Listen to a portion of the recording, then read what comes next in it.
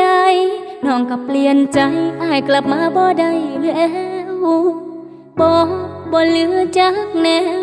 อ้ายหักเขาแล้วน้องจำเป็นต้องเฮ็ดใจก็สิถอยทั้งที่ใจสิขาดแต่สิให้ตาตอนนี้คงบ่ได้ผล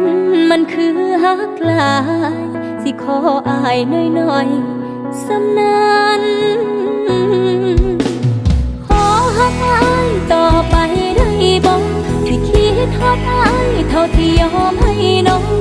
ย้อนบ่ปล่อยวางยังบ่เพียงพออ้ายเข้าใจอยู่บ่ว่าคือทรมานขอหักอ้ายต่อไปจักน้องสิขอค่อยๆตัดใจเธอสั้นๆความรู้สึกเรามันบ่เท่ากันขอเวลาลืมเท่านั้นแล้วสิจากไป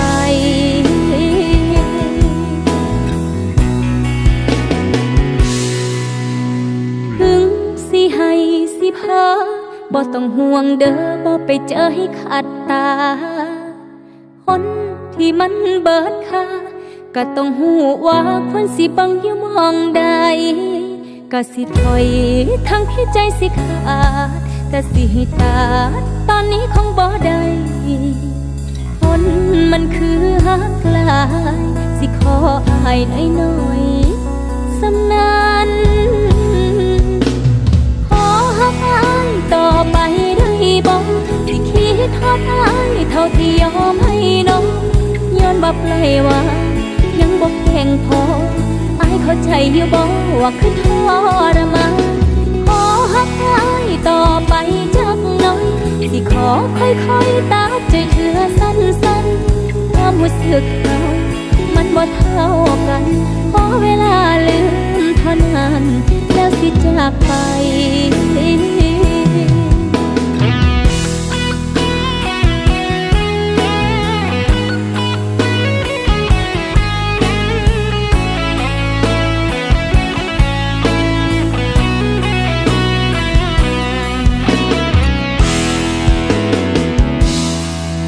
ก็สิถอย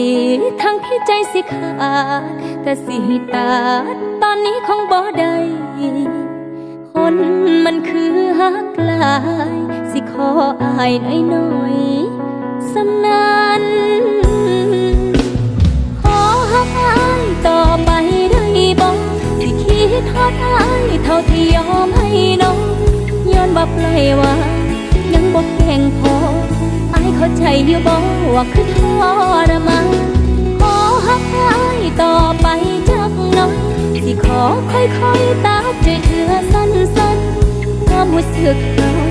มันบ่เท่ากันขอเวลาลืมเท่านั้นแล้วสิจากไป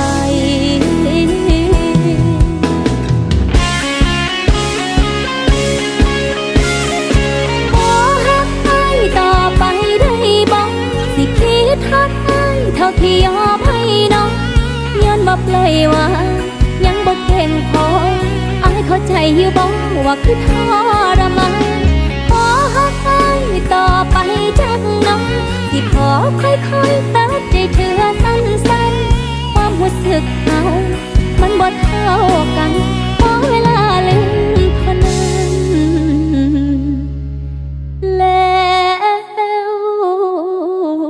สิจากไป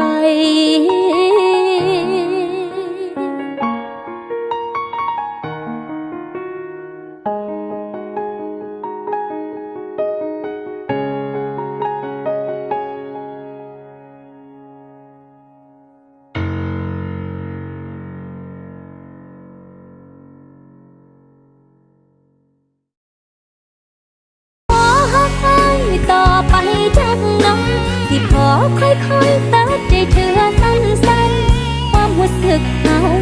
มันบ่เท่ากันขอเวลาลืมเท่านั้นแล้วสิจากไป